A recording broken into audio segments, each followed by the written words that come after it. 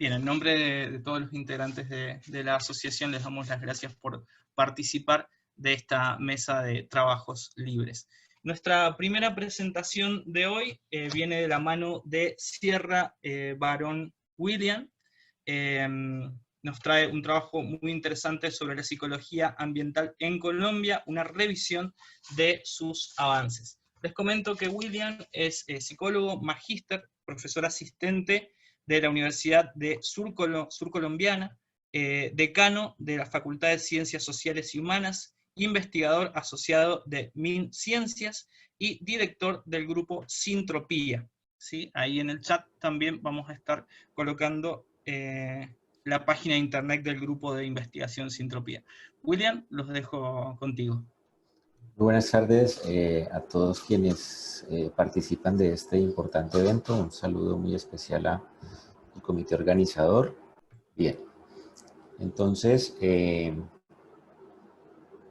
esta presentación la hago en representación del grupo de investigación Sintropía, adscrito a la Universidad Surcolombiana, al nodo de Psicología Ambiental de la Asociación Colombiana de Facultades de Psicología SCOFAPSI, y pues el nombre de la Universidad Surcolombiana.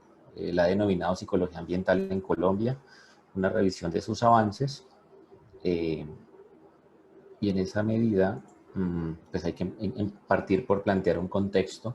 Perdóname, ¿me confirman si se ve la pantalla? Sí. Sí, se ve. Ok, perfecto. Bueno, un poco de contexto, pues todo lo que tiene que ver con el estudio de los problemas ambientales de la psicología y cómo desde este campo de la psicología ambiental pues está cobrando cada vez más fuerza, lo cual se evidencia pues por supuesto en el crecimiento exponencial de la literatura científica al respecto, que da cuenta de cómo el comportamiento humano individual y colectivo pues está afectando el medio ambiente. Situación que pues como sabemos es evidente en todo el mundo.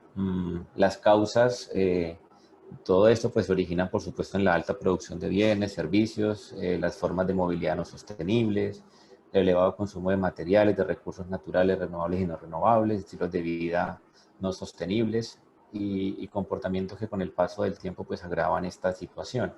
Muchos autores pues han planteado ya la importancia de la preservación del medio ambiente, de esa relación de la conducta humana y los efectos de esta sobre los ecosistemas, las afectaciones de los entornos en las personas y bueno, cómo empezar a generar una serie de aportes que permitan mitigar el cambio climático y sus efectos a partir, por supuesto, de los mismos comportamientos humanos. En ese sentido, pues si se considera que el comportamiento humano en su sentido más global es el producto de la interrelación del hombre y el medio en el que habita, según Páramo, pues se podría plantear que casi toda la psicología vendría siendo pues ambiental. Entonces, un poco lo que quiero plantear aquí tiene que ver con la experiencia que he venido recogiendo durante un par de años de cuáles han sido algunos de los avances que ha tenido la psicología ambiental en Colombia. Y eso ha implicado pues un rastreo no solo de literatura científica, sino también de información disponible en la web de memorias de distintos congresos, algunos diálogos con expertos, para poder, digamos, configurar lo que se tiene a la fecha. Entonces, un poco el reconocimiento de algunos precursores en Colombia de la psicología ambiental, entonces pues empezar a describir la obra del profesor Marcel Zimmermann en la Universidad Nacional y un poco los libros que él ha venido planteando, ¿no? Desde Psicología Ambiental y Calidad de Vida en sus dos ediciones del 95 y del 98, Psicología Ambiental, Calidad de Vida y Desarrollo Sostenible en 2010 y una serie de producción asociada a la ecopedagogía que, digamos, dentro de lo que logré rastrear en la web, pues se tiene al menos 3 ediciones. El profesor Zimmermann, siendo psicólogo social en la Universidad Nacional, pues inició desde este gran campo digamos, a incluir tópicos, preocupaciones e intereses de la psicología ambiental.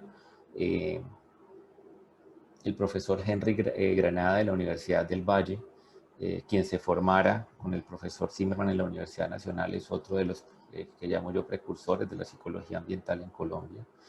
tiene dos textos muy reconocidos: Psicología Ambiental, una introducción temática, y Dimensiones psicosociales del ambiente, su relación con el desarrollo humano, publicados en el año 2002 y 2007. Uno de los psicólogos ambientales más reconocidos en Colombia, el profesor Pablo Páramo, quien es formado a nivel de doctorado en psicología ambiental, es otro de los grandes precursores. El profesor Páramo, desde la Universidad Pedagógica Nacional, específicamente desde el doctorado en educación y su grupo de investigación pedagogía urbana y ambiental, pues han hecho grandes aportaciones al desarrollo de la psicología ambiental en Colombia. Entre sus publicaciones más representativas, un capítulo del libro eh, que publica en el Handbook of Environmental Psychology and Quality of Life Research, que es editado por Ghislaine Fleury-Bailly, Enrique Paul y Oscar Navarro de la Universidad de Nantes. Un handbook relativamente reciente donde se ha empezado a visibilizar un poco los análisis y la producción, digamos, en Colombia. Finalmente, el profesor Oscar Navarro, quien se formó en Psicología Social Ambiental en la Universidad de París, es otro de los colegas destacados y a quien reconozco como uno de los precursores de la psicología ambiental, es editor del libro que acabé de mencionar, también presidente de la Asociación Francesa para la Investigación de la Psicología Ambiental. Digamos que en estos cuatro actores, en el barrido y el recorrido que he hecho a nivel nacional, he podido identificar sobre quienes ha recaído el interés, y quiero aclarar, no articulado, es decir, no hay mucha producción conjunta entre ellos, ha sido más una producción, digamos, que cada uno ha tenido de manera particular con sus grupos de investigación. Habría alguna línea allí, dado que el profesor Granada tuvo como maestro en la Nacional al profesor Zimmerman, y a su vez el profesor Granada fue profesor del profesor Páramo. En esa línea habría alguna relación, digamos, de enseñanza y transmisión del interés por la generación de conocimiento, pero no necesariamente, como ya lo voy a plantear en las conclusiones, pues se puede rastrear, digamos, una articulación que, digamos, a partir de algo que voy a comentar más adelante, se ha venido intentando tejer. Es decir, es un esfuerzo por intentar articular en la necesidad de identificar qué hay en Colombia sobre psicología ambiental, cuáles han sido sus tendencias investigativas. Un poco ese es como el panorama que se plantea. Una perspectiva institucional desde dos ejes: lo que el Colegio Colombiano de Psicólogos, entidad encargada de regular el ejercicio profesional de la psicología en Colombia, haya podido adelantar, y la otra perspectiva desde la Asociación Colombiana de Facultades de Psicología, ASCOFAPSI. Para efectos de comprender rápidamente, el Colegio Colombiano está un poco más interesado en asuntos, digamos, de la profesionalización de la disciplina, ya del ejercicio profesional. ASCOFAPSI un poco más centrado en la formación de los psicólogos. Entonces, un poco allí la diferencia para explicar más o menos como los hallazgos que tengo hasta ahora de lo que he podido evidenciar. Más o menos en el año 2013, el Colegio Colombiano publica un documento que denominó Perfiles por competencias del profesional en psicología. En ese documento hay un intento, digamos, allí de intentar caracterizar y operacionalizar cuáles podrían ser las competencias, el perfil por competencias de psicólogos en los campos del deporte, jurídica, neurociencia y psicobiología, organizacional y psicología social, que recogió ambiental, comunitaria y política. Entonces, un poco el panorama de lo que se planteó allí fue, pues, en primer lugar, que la psicología ambiental no se reconoce como un campo independiente.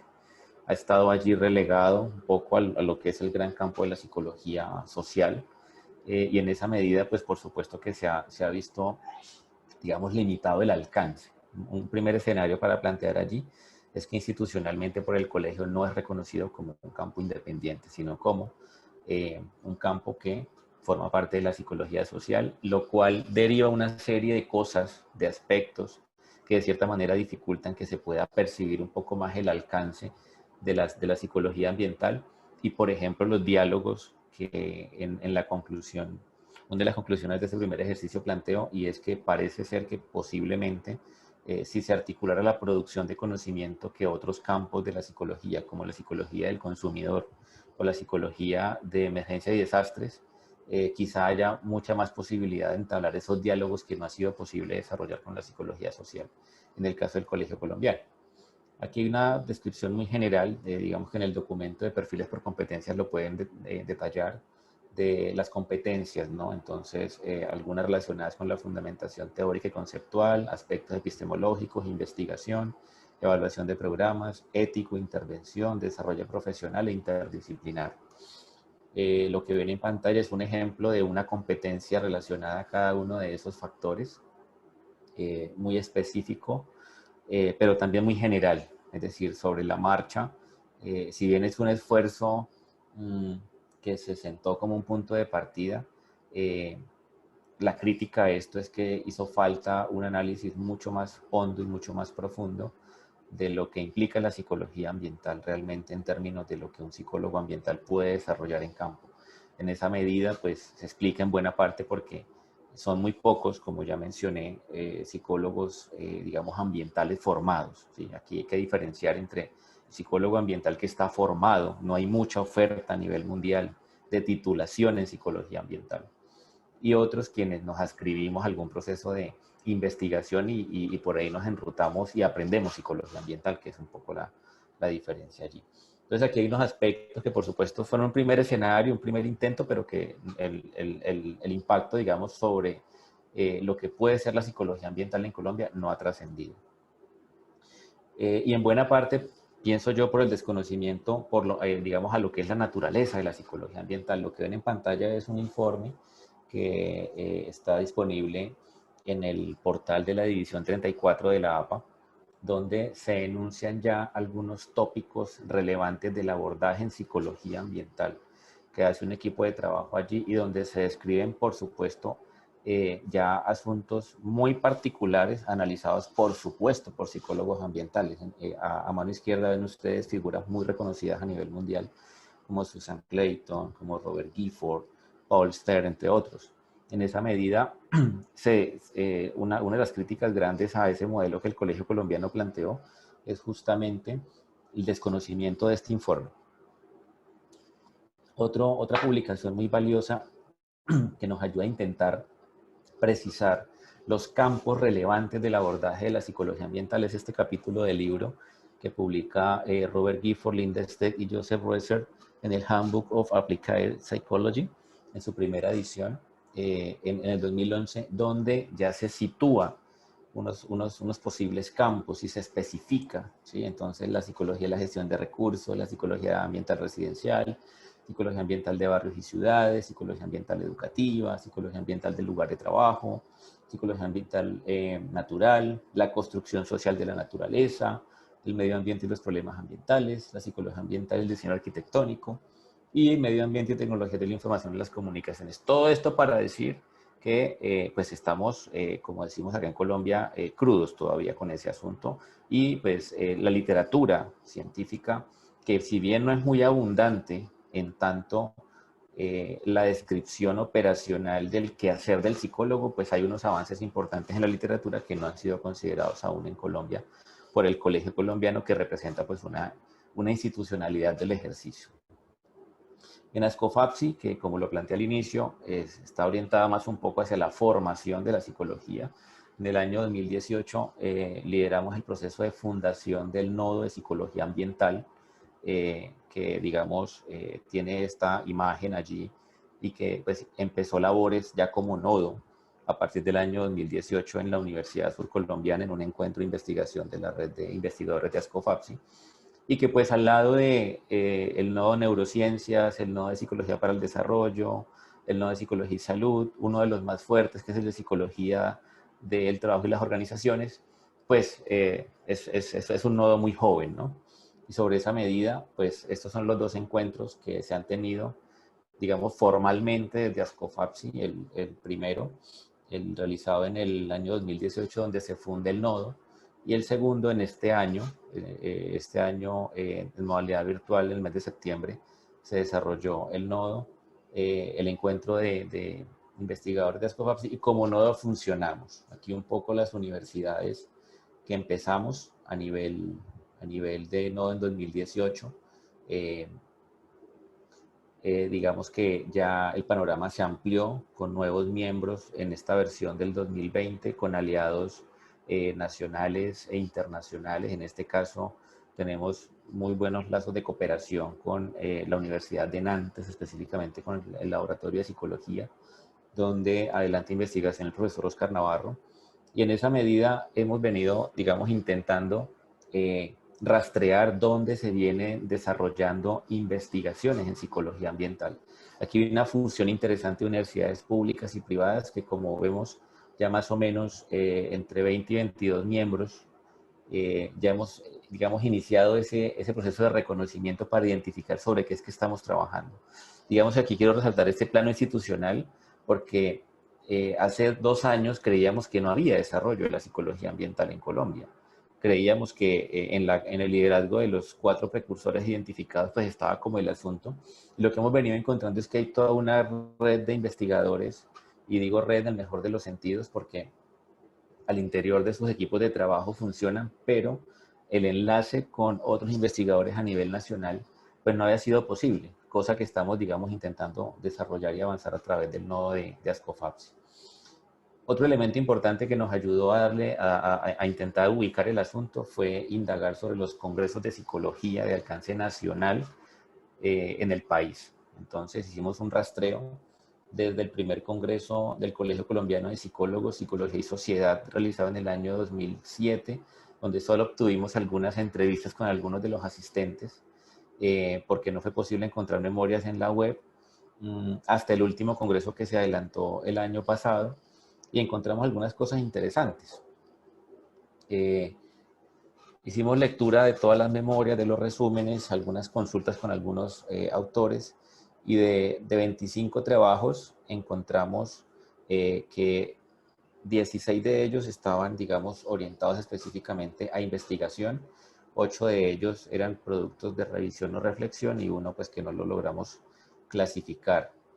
Dentro de las, digamos, poblaciones sobre las cuales se ha trabajado, pues contextos de educación superior, hogares urbanos, educación ambiental, educación media, sobre redes sociales, en contextos rurales, salud pública y urbano-rural.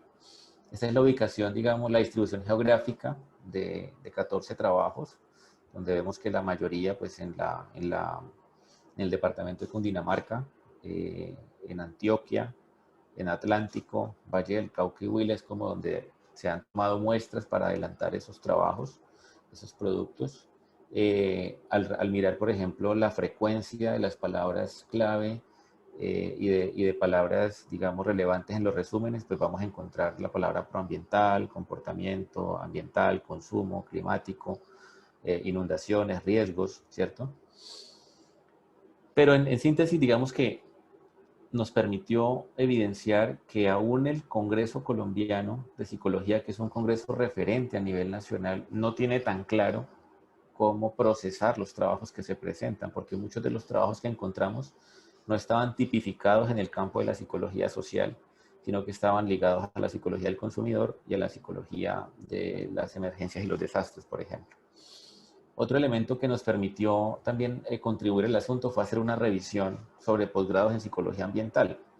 En esa medida, en la Universidad Surcolombiana hemos adelantado el diseño del primer programa de posgrado en psicología ambiental, y digamos que esos insumos los encontramos cuando hicimos esa revisión. Información pues que está disponible en el portal de la División 34 de la APA. Por supuesto que hay muchos más. Nos ubicamos aquí con algunos ejemplos. Nos interesaba para ese ejercicio los programas de maestría. Y lo que podemos encontrar aquí es que, pues, a nivel, digamos, en España, por ejemplo, el máster en intervención y gestión ambiental, persona y sociedad ofrecido por la Universidad de Barcelona, son un referente. El doctorado y la maestría en psicología con residencia en psicología ambiental de la Universidad Nacional Autónoma de México. Y lo mismo el doctorado y la maestría en psicología de la línea de psicología ambiental y de la sustentabilidad de la Universidad de Sonora. A nivel nacional, pues como he mencionado, no hay formación en psicología ambiental en posgrado. Solo la maestría y el doctorado en educación de la Universidad Pedagógica Nacional, con un énfasis en pedagogía urbana y ambiental que trabaja el profesor Pablo Páramo, como lo mencioné, y el proyecto de maestría en psicología ambiental que se elaboró en la Universidad Surcolombiana y que está en este momento en evaluación por parte del Ministerio de Educación a espera de la obtención de registro calificado. En buena parte esa necesidad fue la que motivó también a que intentáramos formular un proyecto de posgrado. ¿Qué, digamos, William, podemos? Dime. quedan 2 minutos de presentación. Perfecto, gracias. A manera de discusión y para concluir, pues es un corto recorrido lo que se ha venido adelantando y lo que nos permite, digamos, puntualizar a fecha de hoy es que la psicología ambiental en Colombia pues, ha tenido un desarrollo corto, fragmentado y disperso, ¿sí? Corto en razón a que no hace más de 3 décadas que se inició con el interés de algunos investigadores acerca del abordaje de la relación e interacción entre el hombre y el medio ambiente. Fragmentado dado los avances descritos, porque no da cuenta de la construcción de procesos que permitan evidenciar la evolución de las tendencias de los intereses investigativos inicialmente propuestos, y disperso, pues justamente por esa fragmentación no se encuentran propuestas explícitas de articulación entre quienes iniciaron los orígenes de la psicología ambiental en el país, la perspectiva institucional y los avances científicos divulgados. Esos 3 elementos no están articulados, ¿sí? El ejercicio más próximo es lo que estamos haciendo desde el nodo ambiental de Ascofapsi. Ausencia en la articulación de los procesos investigativos, que ha sido la tendencia de los precursores, es decir, cada uno con sus grupos de trabajo, pero digamos dispersos. Ausencia de formación postgradual específica en el campo y falta de la definición del perfil ocupacional y de competencias del quehacer del psicólogo ambiental. Impiden el desarrollo y avance de un campo de la psicología que quizá goza hoy de mayor pertinencia, pues todo lo que se ha venido mencionando pues en este congreso, que pues por supuesto refleja las problemáticas a nivel nacional e internacional.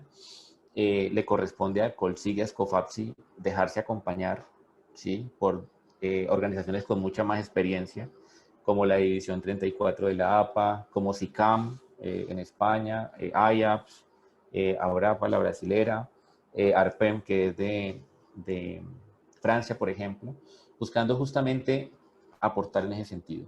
Otro gran desafío pues es el diseño de posgrados, especializaciones, maestrías y por qué no doctorados, cursos, talleres, seminarios, diplomados para empezar justamente a avanzar con los procesos de formación. Y bueno, como gran conclusión, pues plantear que en Colombia la psicología ambiental pues está impulsada por unos esfuerzos de algunos psicólogos, quienes por sus investigaciones son conocidos a nivel nacional e internacional, pero que carecen justamente de ese criterio de articulación. Aún no es posible que estos académicos se sienten a dialogar con la institucionalidad de la psicología a nivel nacional y por esta razón pues no, los avances no son tan significativos. La historia de la psicología ambiental en Colombia pues no se ha contado aún, no se ha indagado, ¿sí? Falta. Sin embargo, vale decir que más o menos hace unos 50 años, a través de lo que el profesor Zimmerman en la Universidad Nacional enseñaba, pues ya se venía hablando un poco de las preocupaciones medioambientales y pues se podría considerar como el origen formal de la psicología ambiental en Colombia. Quisiera terminar y robarme 10 segunditos más para plantear lo siguiente. Es necesario, que considero que es una tendencia a nivel latinoamericano, es necesario orientar los procesos de formación en psicología ambiental a nivel nacional, así como los perfiles laborales y ocupacionales, dado que algunas preguntas por resolver con urgencia son: ¿qué hace un psicólogo ambiental? ¿Dónde y cómo se forman los psicólogos ambientales? ¿Cuáles son sus posibilidades laborales y dónde puede emplearse? Futuras investigaciones pues tienen que ocuparse de estos asuntos. Y bueno, muchas gracias y me excuso por el tiempo adicional que pude haber ocupado. Gracias, William. La verdad que es muy interesante saber, conocer un poco de la historia en otros países de la psicología ambiental y los puntos en común que podemos llegar a encontrar también en Argentina. Claro que Que sí. ya seguramente en un ratito hablaremos en la parte de comentarios y preguntas. Muchísimas gracias. A ustedes, muchas gracias. Seguimos con la siguiente presentación, también de la Universidad Surcolombiana, Conocimientos y Comportamientos Proambientales en la Formación de Profesionales Universitarios. Autores William Sierra Barón, pero en este caso presentará Alex Felipe Sasa Quintero. Les comento mientras se va conectando Felipe. Es magíster en educación, seguramente esa magistratura que comentaba William, investigador del grupo de investigación Sintropía de la Universidad Surcolombiana también. Bienvenido, Alex. Bueno, muchas gracias, Juan. Un cordial saludo para organizadores, participantes, ponentes de esta mesa, quienes nos acompañan, que sea pues esta la oportunidad para compartir el proyecto investigativo. Voy a proceder a compartir mi pantalla. Bien, entonces ya está la oportunidad para compartir con ustedes el proyecto denominado Conocimientos y Comportamientos Proambientales en la Formación de Profesionales Universitarios, producto de la convocatoria interna de financiamiento para trabajos de investigación de la Universidad Surcolombiana y acompañada por el profesor William Sierra Barra.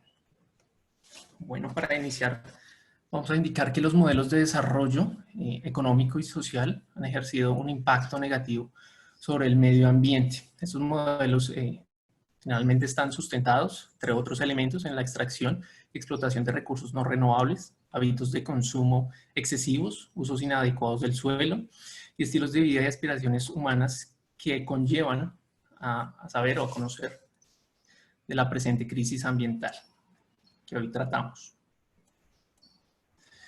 En este sentido, uno de los efectos más negativos que se pueden dar cuenta en este momento es el calentamiento global, el aumento de las temperaturas globales.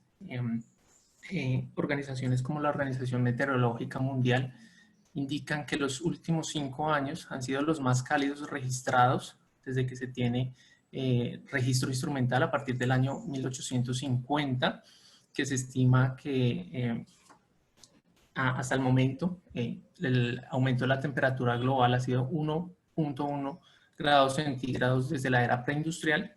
Asimismo, el aumento de los gases de efecto invernadero, el dióxido de carbono, el metano, el óxido nitroso, han ido en aumento en estas mismas épocas.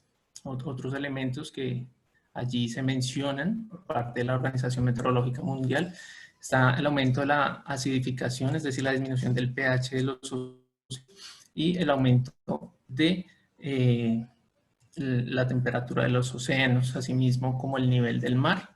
Esto ocasionado inicialmente por los deshielos de las regiones polares, que han llevado, entre otros elementos, a causar efectos o impactos negativos sobre la población y sobre la economía mundial. Conocemos como huracanes con cada vez mayor intensidad, ¿sí?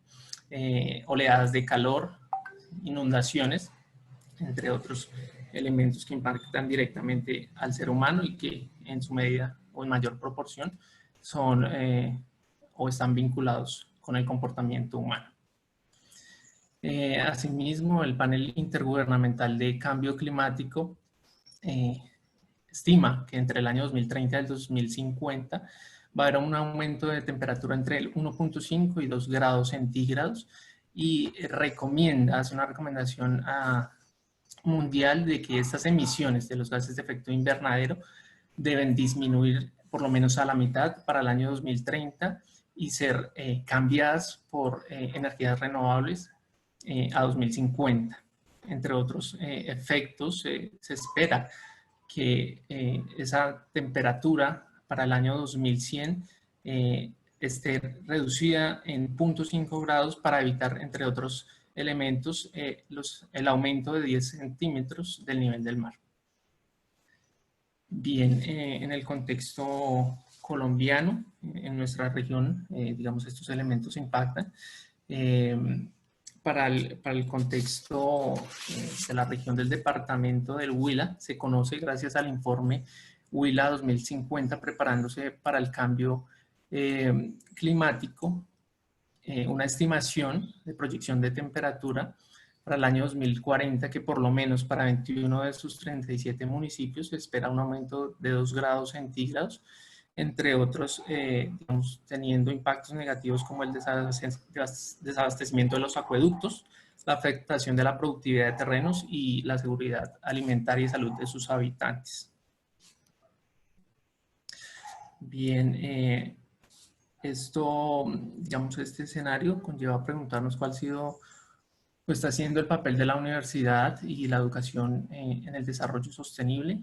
En un primer momento, pues, sabemos que a partir del año 2016 se vienen incluyendo en los currículos escolares elementos relacionados con el cambio climático, entre otros, y sabemos que Colombia actualmente cuenta con 2 redes universitarias sostenibles. La primera de ellas es la Red Colombiana de Formación Ambiental, la segunda la Red Ambiental de Universidades Sostenibles, que para el año 2015, junto con el Ministerio de Ambiente y Desarrollo Sostenible, firman allí un convenio para articular la academia con el sector privado, sector público, entre otros, para articular, digamos, la proyección universitaria en sus aspectos investigativos de docencia y avances de desarrollo tecnológico.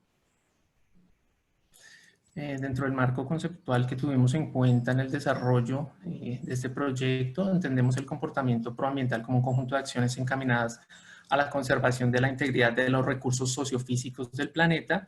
Asimismo, el conocimiento ambiental entendido como la interrelación entre 3 tipos distintos de conocimiento factual propuestos por Frick y otros, entre ellos el conocimiento del sistema, que está muy relacionado con el conocimiento propio de los ecosistemas y de las problemáticas ambientales antrópicas, el conocimiento de las acciones, que son las alternativas conductuales, el conocimiento propio de esas alternativas conductuales, y el conocimiento de la afectividad de las mismas.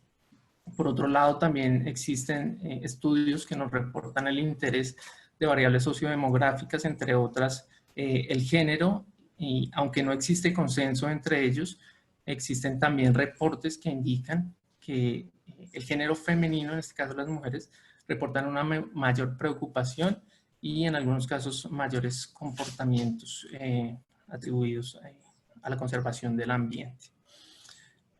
También, digamos, nos soportamos en la conducta, en la teoría de la conducta planificada de Eysen, donde la conducta es producto de la intención, que a su vez está precedida por actitudes, normas y control conductual percibido, que tienen sustento en creencias específicas en cada una de ellas y que cuenta con elementos individuales, sociales y de información que soportan de fondo estas mismas creencias.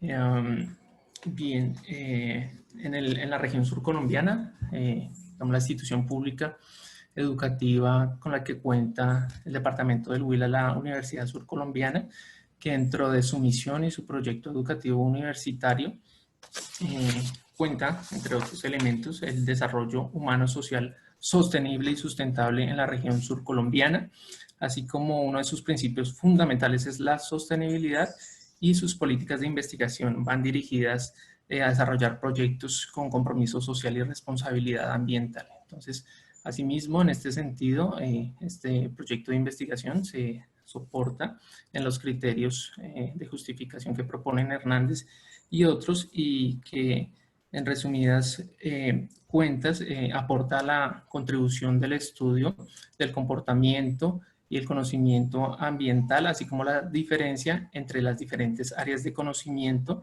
dentro del sector educativo universitario. Asimismo, estudios que analizan las conductas sustentables en universitarios colombianos ciertamente aportan a la comprensión en la evaluación de estas variables con el comportamiento proambiental. Digamos, es necesario ampliar este sustento empírico, ya que en esta región existe escasez de publicación relacionada. Por tanto, nos planteamos un objetivo general, que es determinar la relación del conocimiento ambiental y el comportamiento proambiental de estudiantes universitarios y la diferencia entre áreas de conocimiento en una institución de educación superior pública en la región surcolombiana. Para soportar este objetivo, entonces tenemos unos específicos, que es caracterizar esos comportamientos, evaluar el nivel de conocimiento y determinar la relación existente entre estas variables de estudio en los estudiantes universitarios. Para ello nos planteamos 3 hipótesis. La primera de ellas es un mayor nivel de conocimiento ambiental estará asociado, se asocia a un mayor desarrollo de conductas que favorezcan la protección del medio ambiente. Los conocimientos ambientales y la conducta proambiental difieren en función del área del conocimiento, y los conocimientos ambientales y el comportamiento proambiental difieren en función de las características sociodemográficas, en este caso género, procedencia y pertenencia a un colectivo ambiental. El método de esta investigación parte de un diseño cuantitativo, comparativo, diseño de grupos naturales de acuerdo con Atto y otros, con corte transversal, con un muestreo probabilístico por conglomerados. Para una población total de 12.029 estudiantes, se estimó una muestra representativa de 980, donde finalmente participaron 991 estudiantes de diferentes programas académicos. Los instrumentos de investigación utilizados, por un lado, para evaluar conocimiento ambiental, está la escala diagnóstica de conocimientos ambientales para Latinoamérica, que se compone de los 3 tipos de conocimientos mencionados, con una fiabilidad de 0.57 escala de Rasch, considerada aceptable por su nivel de dificultad, los ítems, y el comportamiento proambiental, evaluado a través del índice de comportamiento proambiental de Sandoval y Barreto, que evalúa creencias, normas e intención de comportamiento. Cuenta con una fiabilidad de alfa de Cronbach de 0.88. Las consideraciones éticas se tuvieron en cuenta las mencionadas en la ley 1090 del 2006. Los resultados, entonces, encontramos a su izquierda, ustedes pueden ver la distribución de los estudiantes por área de conocimiento en función de la sede, de las diferentes sedes de la Universidad Surcolombiana. Estas áreas de conocimiento fueron clasificadas de acuerdo con las directrices del Ministerio de Educación Nacional. Encontramos una distribución por género del 45% de género femenino, un 78% proceden de las áreas urbanas y únicamente el 6% de ellos reportaron pertenecer a un colectivo ambiental. Asimismo, tenemos una edad de 20 años en promedio. El conocimiento ambiental reportado es de 10.83, es decir, tienen un conocimiento bajo en relación a otros estudios y un comportamiento proambiental que indica la presencia de características que los asocian con actitudes positivas hacia el medio ambiente. En cuanto a las relaciones encontradas, encontramos que directamente conocimiento y comportamiento proambiental resultaron, tuvieron una asociación positiva y significativa, que lleva a discutir con otros estudios que así lo comprueban, como Heiger y colaboradores en el 2014, entre otros. Esto nos lleva a comprobar la hipótesis alternativa número 1. Diferencia de medias, entonces encontramos efectivamente diferencias entre las diferentes áreas de conocimiento.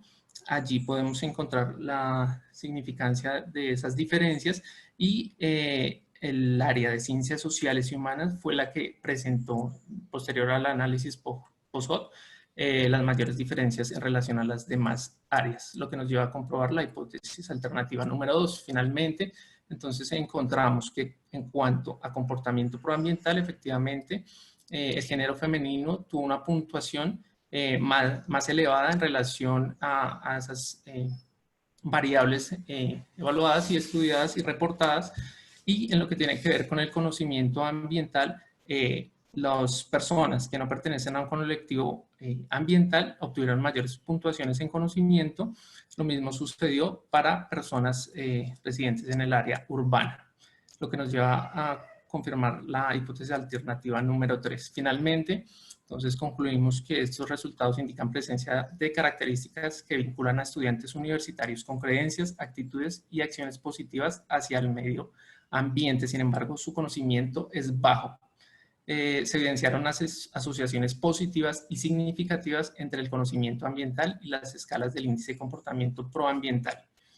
Se encuentran diferencias significativas en la interacción del conocimiento y el comportamiento proambiental entre áreas de conocimiento. Entre esas diferencias significativas más importantes, el área de ciencias sociales y humanas evidenció las mayores diferencias significativas. Las mujeres presentan mayor participación en comportamiento proambiental, asimismo como los residentes en entornos urbanos, y aquellos que no pertenecen a un colectivo ambiental poseen un mayor conocimiento ambiental. Finalmente, indicamos que el sector educativo y especialmente las universidades tiene la responsabilidad de guiar procesos transformadores relacionados con la difusión y el fomento de conocimientos y comportamientos proambientales en futuros profesionales. Ese es el sustento de las referencias que utilizamos para desarrollar la investigación. A ustedes muchas gracias.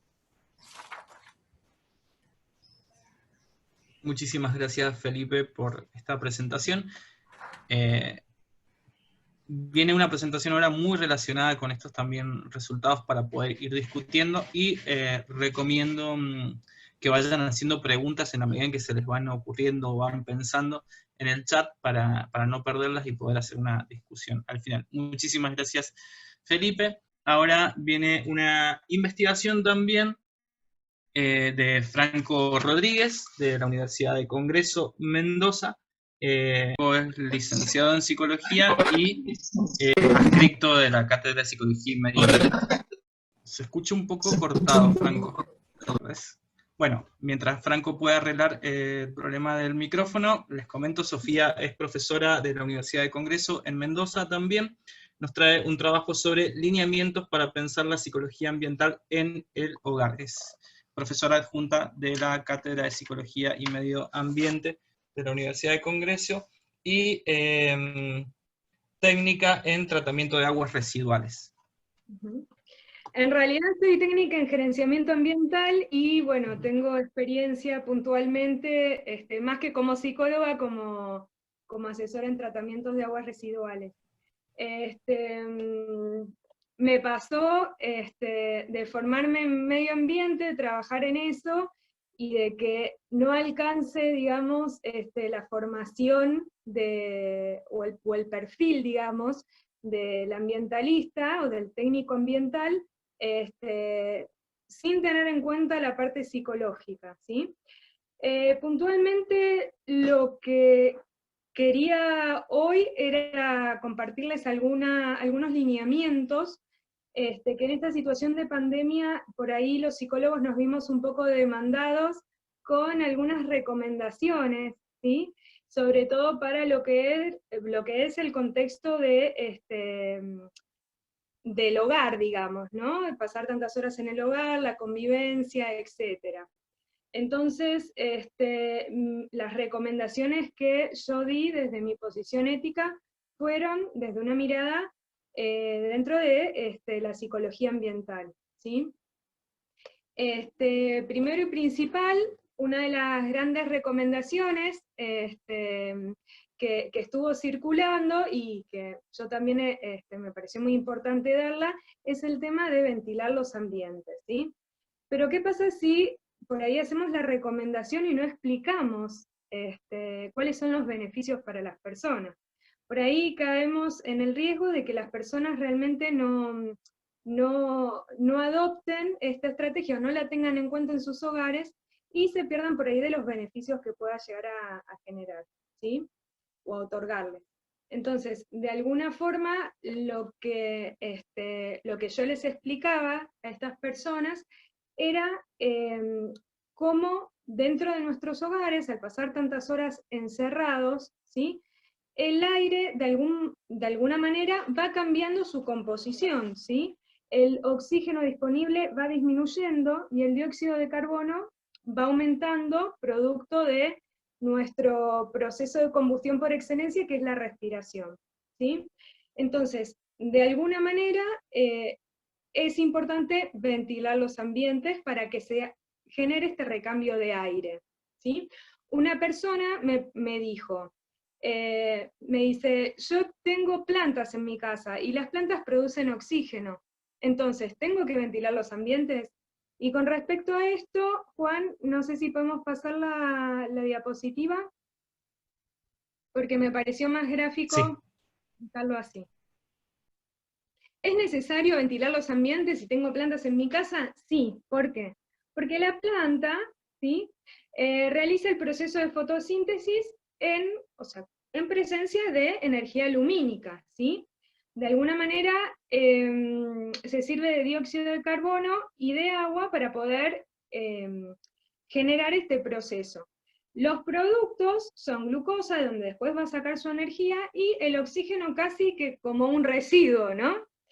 Pero la planta, como todos los seres vivos, generan el proceso de combustión por excelencia, que es la respiración, ¿sí? Entonces, respira las 24 horas y cuando está en contacto con energía lumínica genera oxígeno, ¿sí? Pero el resto del tiempo genera dióxido de carbono y se precisa también oxígeno, ¿sí? Por otro lado, otra de las cuestiones, de las recomendaciones, fue el tema de poder aprovechar la luz solar, ¿sí? ¿Se escucha bien? Sí. ¿Sí? Bueno, el tema de poder aprovechar la luz solar tiene que ver con, por ejemplo, la producción de serotonina que produce nuestro sistema nervioso y que nos permite estar más animados, con mejor humor, ¿sí? De alguna manera también es una actitud y una conducta proecológica y proeconómica, por supuesto, también, ¿sí? Hay mucha gente que por ahí se tomó esta situación de pandemia como un encierro absoluto y directamente no estuvo abriendo las cortinas de sus casas o las persianas, ¿sí? Entonces, esto fue importante también recalcar. Por otro lado, la tercera recomendación fue evitar la contaminación adentro del hogar, ¿sí? Hay determinadas contaminaciones domésticas, hay innumerables contaminaciones domésticas, pero hay tres que son, que me parecieron las más importantes, y son principalmente la contaminación visual, que tiene que ver con todas aquellas cuestiones que tenemos por ahí acopiadas en nuestra casa, ¿sí? Que no le damos un uso, que tienen por ahí, están ocupando un espacio, ¿sí? Y que mucha gente por ahí manifiesta que no sabe muy bien qué hacer o dónde dejar esos elementos, esos materiales, o a quién venderlos, o cómo deshacerse de ellos, ¿sí? Entonces, de alguna manera, lo que yo recomiendo es poder entrar en contacto con la gestión de residuos sólidos de los municipios, ¿sí? Poder conocerlo, ¿sí? Que todos los ciudadanos puedan conocer la gestión de residuos sólidos urbanos, porque hay muchos municipios que por ahí tienen muchísimas ordenanzas, ¿sí? Que no son conocidas porque por ahí no tienen la difusión que deberían tener, ¿sí? Pero por ahí hay recolección diferenciada o manera de disponer determinados materiales, ¿sí? Por ejemplo, pasa mucho con los electrónicos y los eléctricos, ¿sí? Pasa mucho con las pilas, ¿sí? Hay gente que por ahí no sabe qué hacer con todo eso. Y sobre todo, la posibilidad de comprender que hay muchas familias que viven gracias a la recuperación y a la comercialización de materiales que por ahí otros no usan más en su casa. Entonces, el poder empalmarnos con la gestión de residuos sólidos de nuestro ministerio también, de nuestro municipio, también nos da la posibilidad de incrementar nuestra autoestima, de sentirnos alineados, ¿sí? Con la gestión de nuestro entorno, ¿sí? Incluso de ponernos de acuerdo con nuestros vecinos sobre algunas cuestiones. Otro tipo de contaminación que se da en nuestra casa es la contaminación sonora. La contaminación sonora se da de dos tipos, ¿sí? Cuantitativamente, en decibeles elevados, ¿sí? Por ejemplo, la legislación nacional que tenemos en Argentina apunta a que todo lo que son sonidos constantes no superen los 70 decibeles, ¿sí? De alguna manera, la contaminación, o sea, cuando nos molesta un sonido, subjetivamente, y acá está el carácter subjetivo de la contaminación, doméstica se convierte en ruido, ¿sí? De la misma manera, cualitativamente, si hay alguna melodía, canción, que no me gusta, para mí va a ser un ruido, ¿sí? Y también va a ser un estresor, digamos, o un elemento que me pueda llegar a generar malestar de mi entorno. Entonces, las sugerencias iban en torno a poder consensuar determinados sonidos o determinados horarios para determinados sonidos, con el núcleo conviviente y con los vecinos también, ¿sí? Utilizar auriculares, ¿sí? Utilizar volúmenes bajos. Y con respecto al último tipo de contaminación, tiene que ver con la contaminación odorífera, ¿sí? Que tiene que ver con los olores. Las fragancias pueden ser pueden generar la sensación de bienestar o sensaciones placenteras para algunas personas y para otras personas no, ¿sí? Entonces vuelvo a repetir este carácter de la contaminación que a veces llega a ser subjetivo, ¿sí? Lo que para algunos es contaminación, para otros no. Más allá de determinados parámetros, como hablábamos de los decibeles, que ya entra en juego lo orgánico y lo es para todos, ¿sí? De alguna manera es importante poder consensuar también la utilización de inciensos, de fragancias específicas, ¿sí? Adentro del hogar, para poder, digamos, que no le genere malestar a nadie, ¿sí? Este tipo de estímulos. Y bueno, les cuento que por ahí, a mí me pasa que por ahí voy a una fábrica, ¿sí? Al sector de la planta de tratamiento de efluentes líquidos, y siento, y por ahí de sentir el olor, me doy cuenta si el tratamiento está siendo eficiente o no, ¿sí? Entonces, por ahí, si otra persona lo huele, siente por ahí un olor desagradable y le genera la emoción de asco, ¿sí? La emoción primaria de asco. Pero ahí va en cuanto al carácter subjetivo que tiene a veces las fragancias, los olores, como por ahí uno lo puede tamizar con distintas connotaciones según las experiencias previas y otras cuestiones también personales. Así que, bueno, ese sería un poco los conceptos que quería compartirles hoy en cuanto a una reflexión con respecto a las recomendaciones que he realizado como psicóloga y que no me he podido desligar del ambiente en donde las personas estaban en situación de confinamiento o de encierro, ¿sí? Muchísimas gracias, Sofi. Ahora creo que ya Franco pudo conectarse. ¿Franco? Sí, acá estoy. Bueno, presento entonces yo tu Power, ¿te parece? Dale, gracias. Bien. Bien, la presente investigación fue parte de mi tesis para el título de grado, licenciatura en psicología. Como se veía en el título, es creencias ambientales y huella ecológica, su relación en habitantes del departamento de San Martín, Mendoza. Bueno, podemos pasar a la siguiente, Juan. Bueno.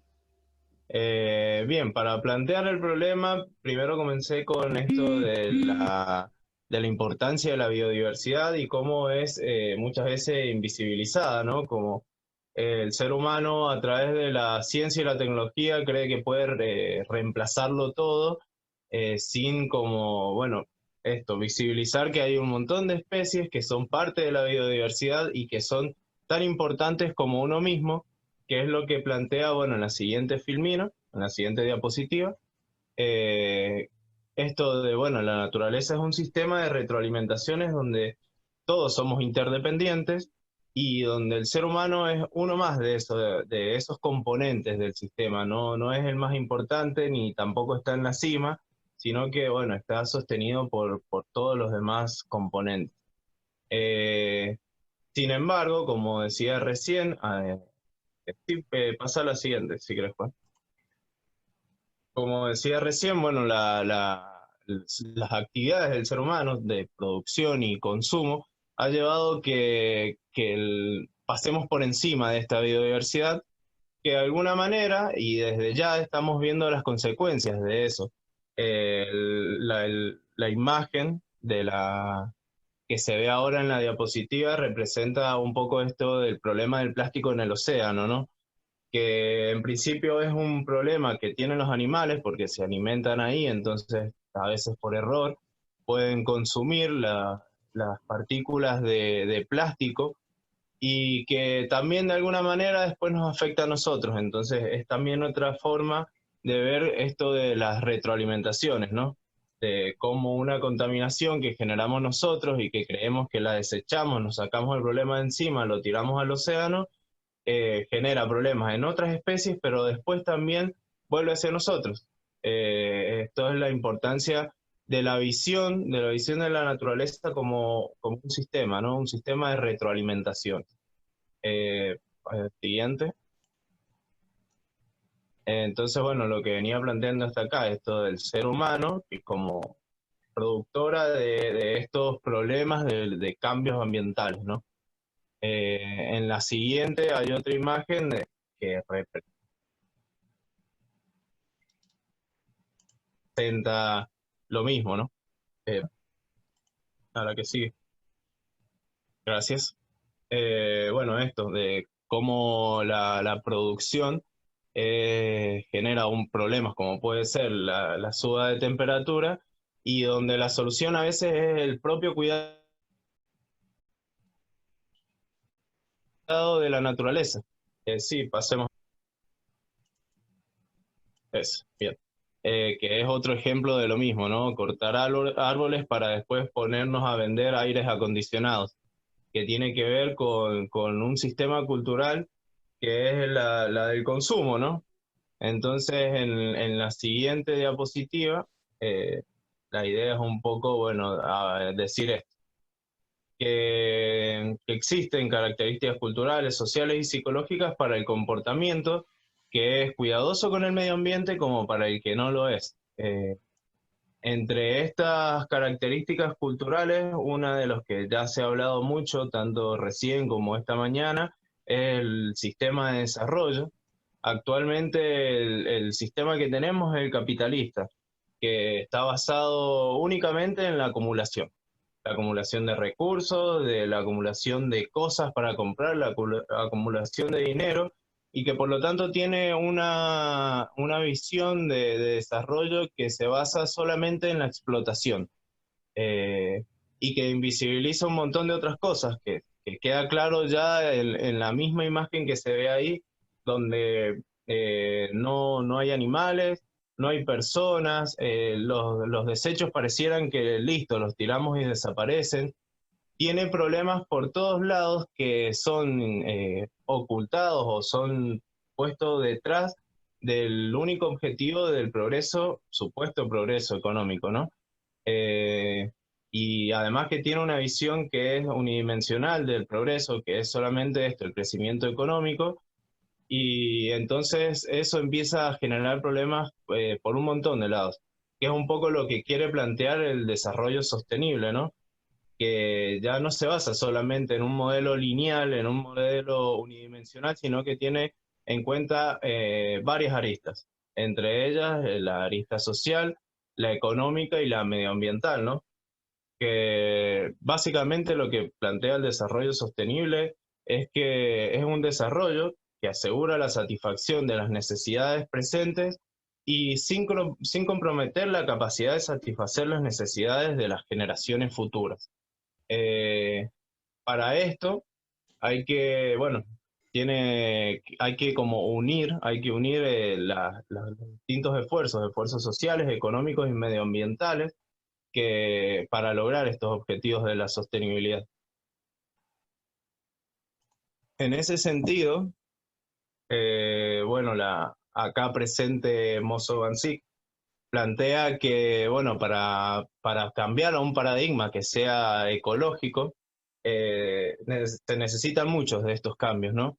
Un cambio que vaya, como se muestra ahí, del antropocentrismo al ecocentrismo, un cambio que vaya desde la explotación de los recursos naturales a la administración responsable de los recursos presentes, y un cambio que vaya desde la visión de dominio, que tiene que ver con esto del antropocentrismo, la visión de dominio de la naturaleza y de todo aquello que es considerado inferior, a una visión de respeto con la biodiversidad, tanto animal como cultural, ¿no? Porque esto de la visión de dominio sobre lo que es inferior, sobre lo que supuestamente es inferior, que es lo que plantea un poco es lo que plantea el paradigma antropocentrista, y el modelo de desarrollo capitalista no se reduce solamente a los recursos naturales, como veíamos recién en el arbolito que está ahí, que talamos supuestamente sin ningún problema, pero no es solamente eso, es también un sistema de dominación hacia los animales y un sistema de dominación hacia todas las minorías.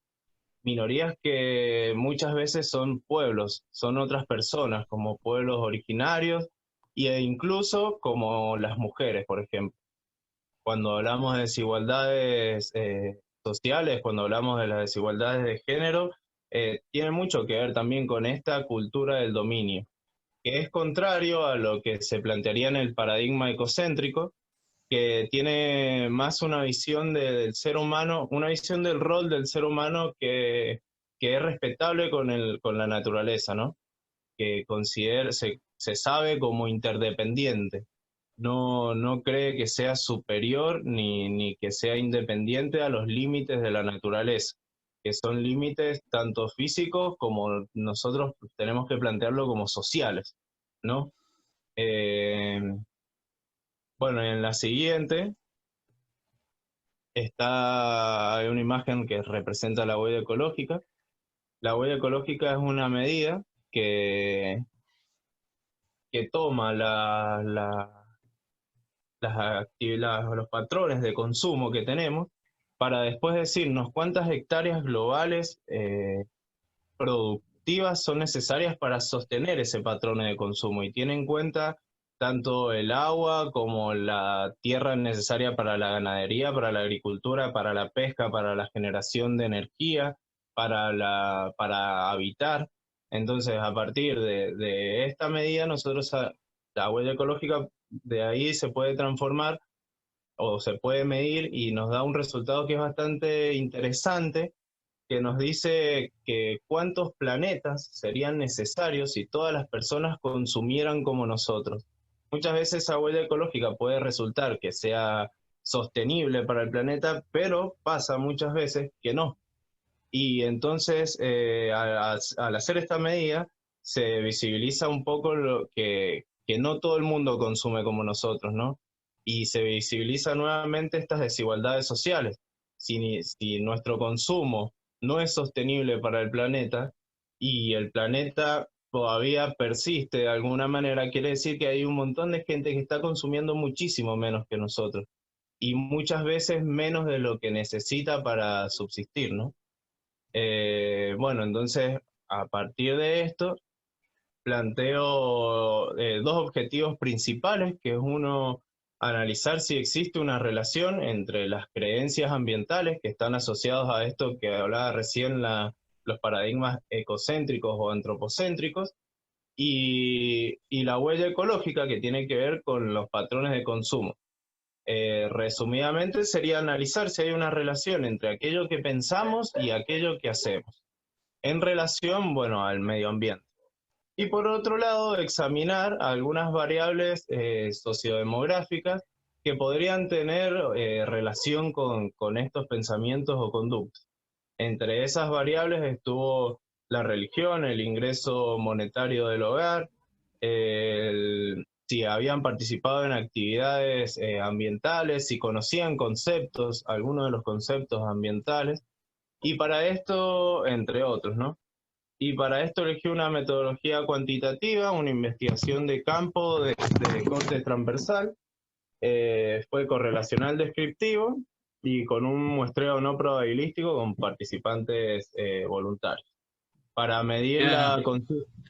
2 minutos, ¿Cómo? Franco. Bueno, entonces vamos avanzando a los resultados, bueno, a los primeros estadísticos descriptivos. La siguiente, Juan.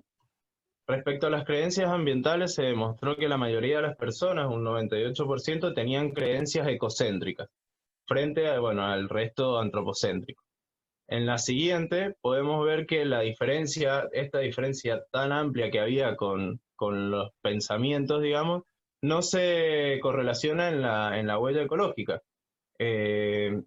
Acá la diferencia es mucho más pequeña, un 50,8% era sostenible frente al otro que no.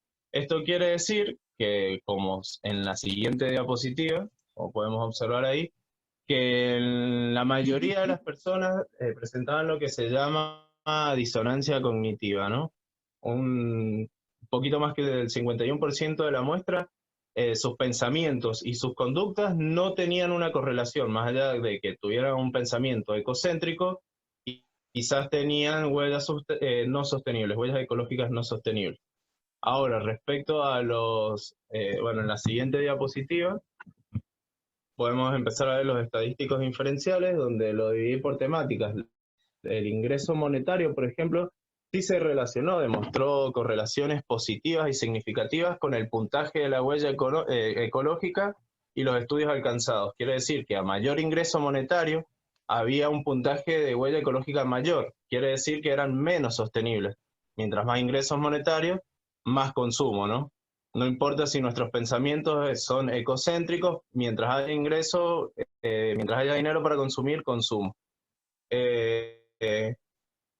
Y también otro dato importante respecto al ingreso monetario se dio con la capacidad, la creencia de creerse capaces de generar un cambio. Las personas con mayor ingreso creían que sí podían generar un cambio y las personas con menores creían que no. En la siguiente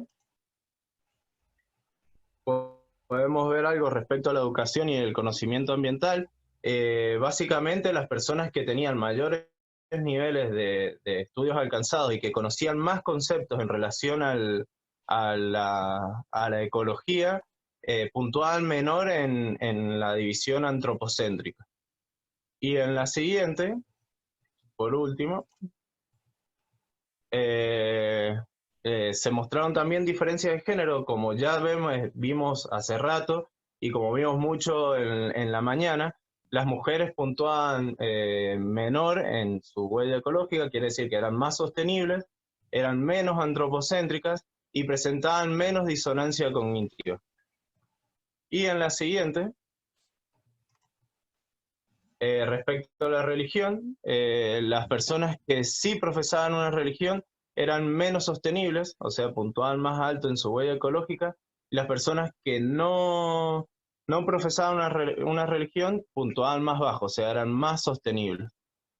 Bueno, esto creo que queda abierto a una pregunta como a futuro para investigar quizás, porque no encontré otros antecedentes que relacionaran esto de la religión y, bueno, y la huella ecológica o las creencias ambientales. Así que bueno, eso sería todo. Muchísimas gracias, perdón por la demora y bueno, y el tiempo. Bueno, muchísimas gracias, Franco, no hay problema con los inconvenientes técnicos, estaban previstos. Bueno, abrimos el espacio para preguntas. Justo ahí Javier hace una pregunta en relación a la religión, se preguntaba cuál o por si ascribían a alguna religión. Claro, si se preguntaban alguna religión específica o si ascribían una religión, Franco. No, solo se preguntaban si escribían alguna religión, si profesaban alguna religión. No se preguntó específicamente cuál. En relación a eso, cuando rendía se presentaba un poco la pregunta, cuando rendí esto en mi tesis, se presentaba un poco la pregunta de, bueno, las personas que sí profesan una religión puntúan más alto por una cuestión cultural que plantea quizás la Biblia esto de que la tierra fue creada para el ser humano, entonces uno puede hacer uso de ella como quiera, o que quizás sean más sinceros a la hora de responder y por eso presentaban huellas más altas. Y bueno, salió el tema de la deseabilidad social y otras cuestiones así. Bien. Genial. Bien. Estamos viendo si hay alguna otra pregunta en el chat. Bueno, muchas felicitaciones por los trabajos. Bueno, yo quería un poco acotar estos paralelismos que podía observar en el primer trabajo que presentó William sobre la historia de la psicología ambiental en Colombia. Esto que mencionaba sobre una producción no articulada, es decir, el crecimiento no articulado de la psicología ambiental en Colombia, que un poco también se refleja en Argentina, y que estos espacios virtuales, como decía Yélica en la mañana, han propiciado que podamos ir conociendo por ahí los aportes que van surgiendo a nivel federal en la Argentina, y que también, como en el caso de Colombia, un poco han sido desarticulados. Esperemos que podamos ir articulando esos espacios de producción y de trabajo.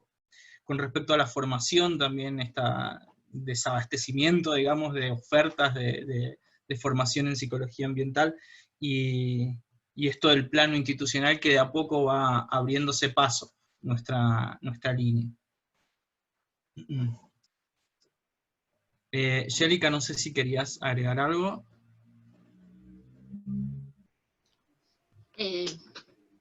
Me tomaste por sorpresa. Perdón. Porque estaba escribiendo algo a Franco, que por ahí es creo que hay sí algún estudio, habría que revisar un poco, ahora no lo tengo en la memoria, vinculando más que con si profesa una religión, alguna concepción espiritual. ¿Cuál sería esa concepción espiritual y con qué tipo de cosmovisión tiene que ver? Porque creo que por ahí, diferenciando eso, se puede llegar a discriminar un poco esta paradoja que estaba planteando Franco, ¿no? Uh-huh. Y también, bueno, la cultura occidental, judeo-cristiana, como él bien dice, por ahí sostiene un paradigma más antropocéntrico, y las culturas orientales o las culturas de pueblos originarios, por ahí podríamos encontrar que tienen una concepción más biocéntrica o ecocéntrica, y por ahí puede venir la diferencia, ¿no? Que no necesariamente tienen que ser en sus contextos originarios, sino ya en la difusión que han alcanzado en todo el mundo, digamos, ¿no? Sí, recordaba un poco lo que se trabajó esta mañana con las culturas originarias de Chile, del pueblo mapuche, y el sentido de identidad, y cómo ese sentido de identidad genera este sentimiento de protección y conductas protectoras. Uh-huh.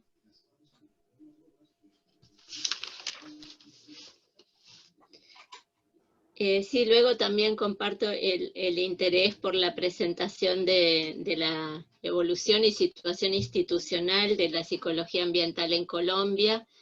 Evidentemente tienen más terreno ganado que nosotros, ya por el propio hecho de tener estudios de institucionalización y de definiciones, órganos que regulan, y por ahí la pregunta sería para William, por ejemplo,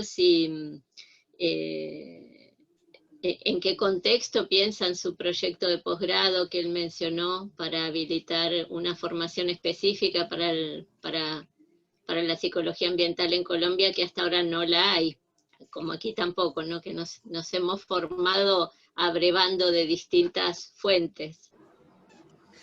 Bueno, muy interesante, digamos, la pregunta, porque parte de las preocupaciones que he venido concretando tienen que ver con la institucionalidad de la psicología ambiental en Latinoamérica.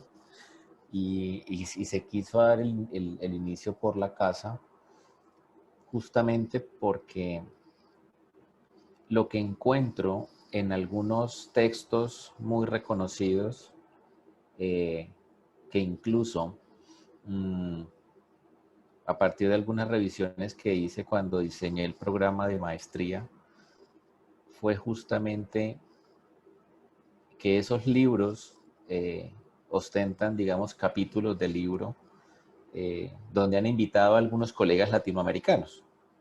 Entonces, Víctor Corral Verdugo de la Universidad de la UNAM, creo, es uno de los autores latinoamericanos más citados, ¿sí?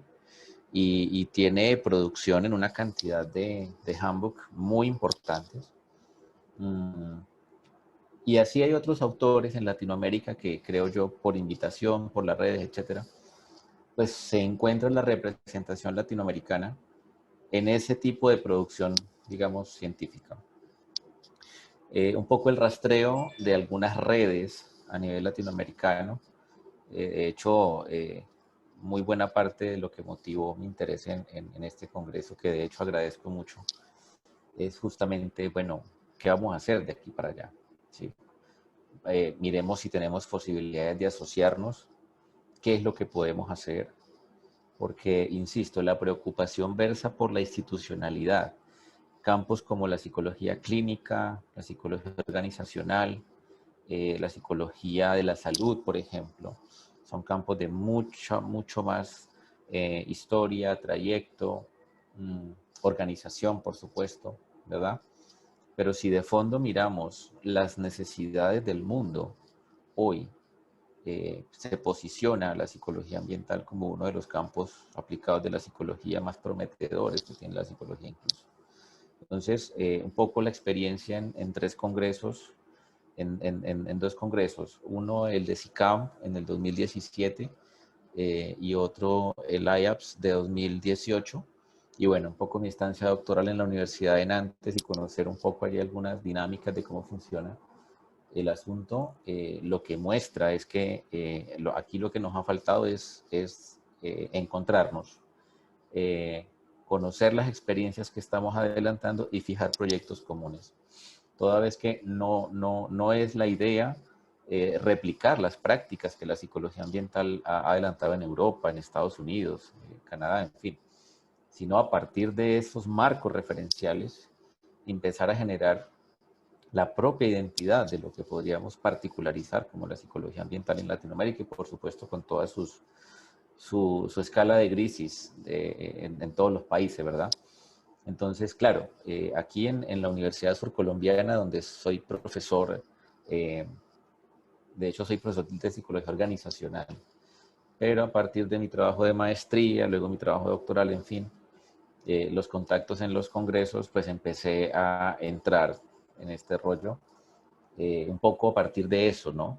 Quienes no hemos tenido la oportunidad de cursar un máster o un doctorado en psicología ambiental, pues nos ha tocado de otra manera, ¿no? Construir lo que conocemos y lo que sabemos a partir de la investigación, de mucha lectura, de manera directa o indirecta.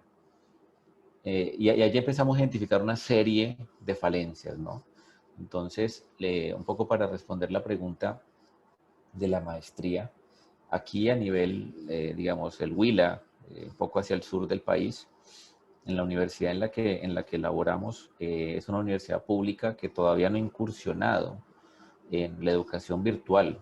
Entonces, nos hemos fijado retos en el grupo de investigación y era uno, pensemos una formación pues que sea particular, es decir, que de verdad en Colombia, en Latinoamérica, pues formalmente no esté, ¿sí? Porque en realidad la UNAM, que creo que es la residencia en psicología ambiental de la UNAM, creo que es una de las más poderosas a nivel latinoamericano, su doctorado es en psicología, ¿sí? Entonces, claro, allí intentamos crear esas redes, un poco con parte de los precursores, de los 4 precursores que presenté, con el primero no he podido establecer contacto, de hecho vale decir que ni siquiera sé si está vivo todavía, me he basado en lo que he podido leer de él, con los otros 3 ya hemos establecido las redes y se monta, digamos, un programa de maestría virtual, incluso la expectativa nuestra es que una vez el proceso del Ministerio de Educación Nacional y obtengamos el registro calificado para poder empezar a ofertar,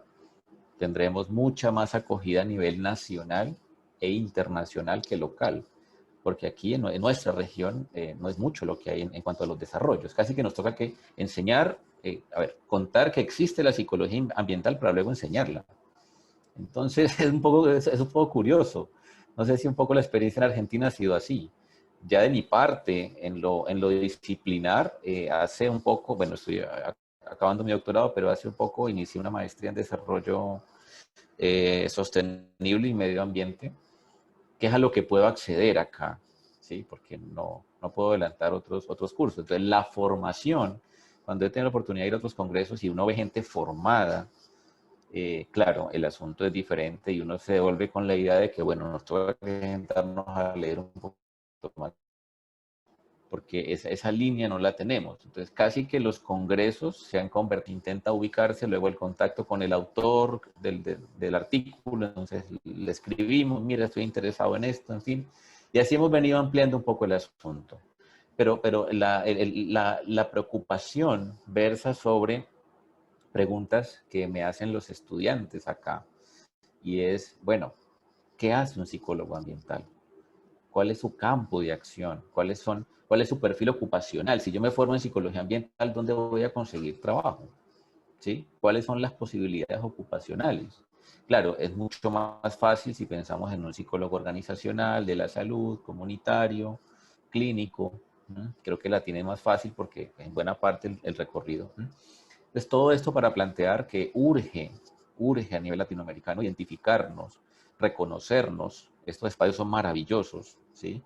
Un poco también el interés en el nodo de Scofapsi ha sido ese.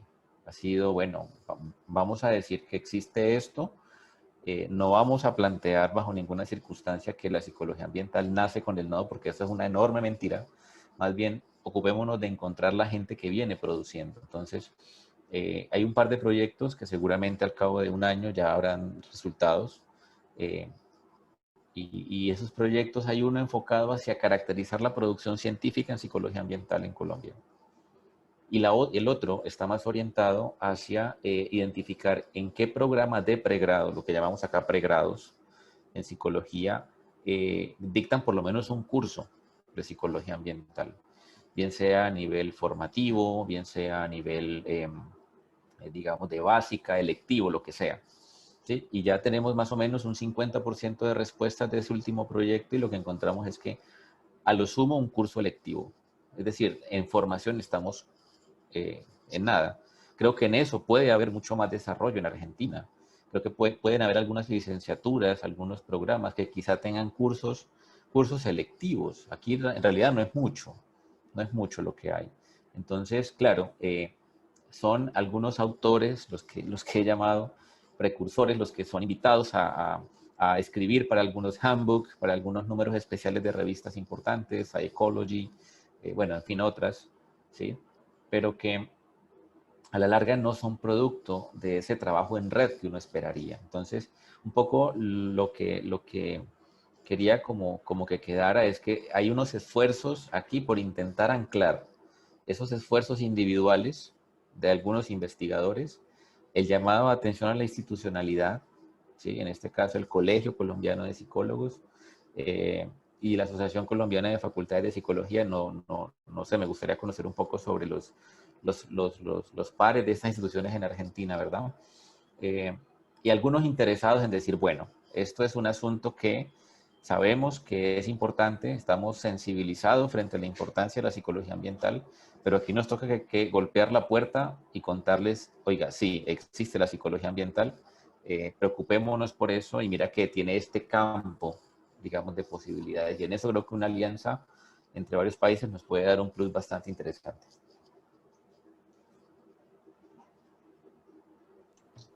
Genial.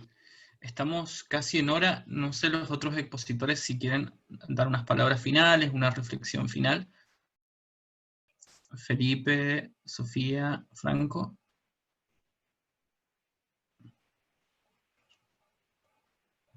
Yo quería, por un lado, responder la pregunta de Mayra en el chat.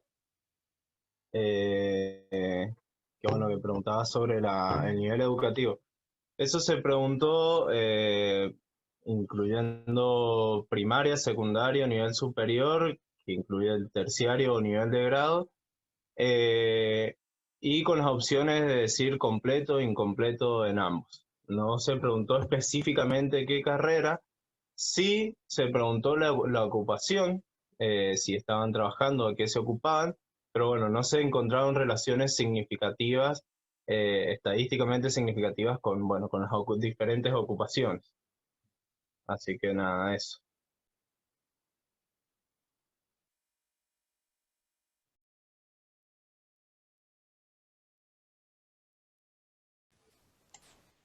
Bueno, yo quisiera acá tomar la palabra un instante y en primer momento agradecer por el espacio y en segundo momento unirme a la reflexión que hace el profesor William en el sentido de generar la posibilidad de poder tejer esas redes o generar esas alianzas, promuevan trabajos entre los dos países, inclusive entre otros países de Latinoamérica. Finalmente, pues, digamos, el primer espacio que comparto en el marco internacional en un congreso.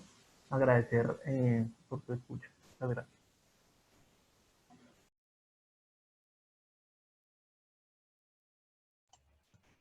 Sofía.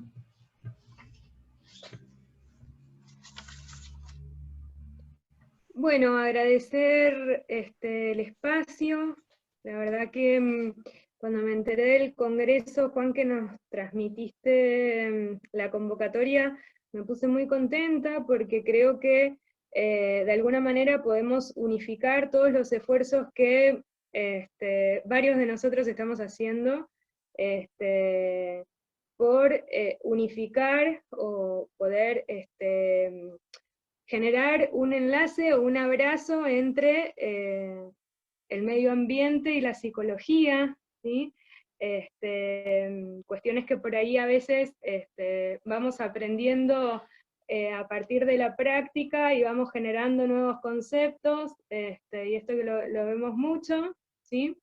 Pero definitivamente creo que no es un campo por sí solo, que es transversal a toda la psicología, y que se usa, por lo menos lo que siempre le digo a los alumnos en la universidad, los conceptos de psicología ambiental que vemos desde la cátedra, los pueden usar desde la clínica, así vayan a hacer consultorio cerrado, poder tener en cuenta todos los elementos de los ambientes de las personas, incluso el consultorio como ambiente en sí, y un montón de cuestiones, bueno, y casos clínicos que a veces hasta vemos como ejemplo en la cátedra, no me quiero dispersar mucho de la reflexión final, pero hay casos clínicos donde por ahí el tener en cuenta el ambiente genera la posibilidad de hacer un diagnóstico diferencial y de poder abordar ese caso de una manera ética y bueno, y eficiente, digamos, ¿sí? Así que bueno, ese comentario simplemente. Bueno, muchísimas gracias a todos y todas los que participaron de esta mesa de trabajos libres. Creo que queda abierta esta necesidad que tenemos los latinoamericanos de juntarnos y de ir tejiendo esas redes para que los trabajos no sean dispersos, sino que podamos apuntar en un mismo lineamiento. También queda abierto, creo que algo que se ha repetido desde esta mañana hasta ahora, hasta estos trabajos, es el tema de el género, ¿no? Cómo el género influye también en los comportamientos proambientales, lo veíamos en los trabajos de Chile esta mañana, lo veíamos en el trabajo que presentó Felipe, en el trabajo que presentó Franco, empezar a indagar cuáles son esas variables relacionadas con el género, si es simplemente la desigualdad económica o tiene que ver con representaciones sociales asociadas al género y demás. Creo que queda abierta esa pregunta. Muchísimas gracias a los expositores y a quienes estuvieron presenciando la mesa. Gracias. Gracias.